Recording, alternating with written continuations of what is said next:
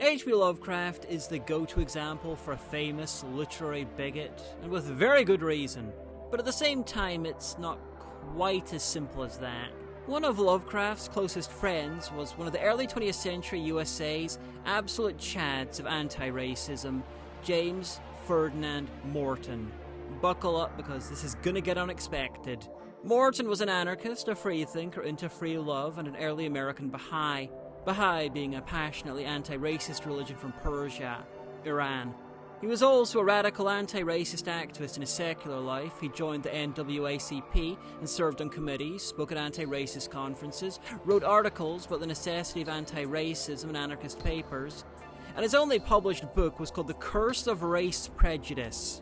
He was also friends with W.E. Du Bois and U. Emma Goldman. Morton was also keenly into Esperanto, the international language. In the 19th century, it was created as a part of an effort to make people less nationalistic and to bring countries, cultures, and peoples together.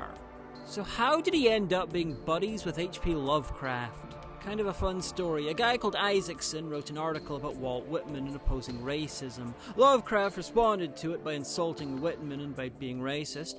And then Morton responded to Lovecraft's response with a lot of highbrow abuse. And then they became best friends. Apparently Lovecraft loved getting as good as he gave.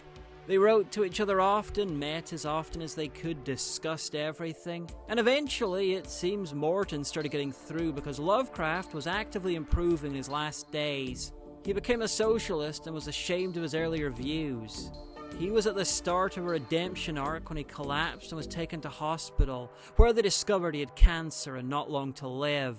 And when he collapsed, he was in the middle of writing a letter to his good friend, James Ferdinand Morton.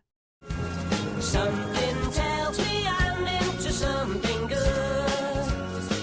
I'm into something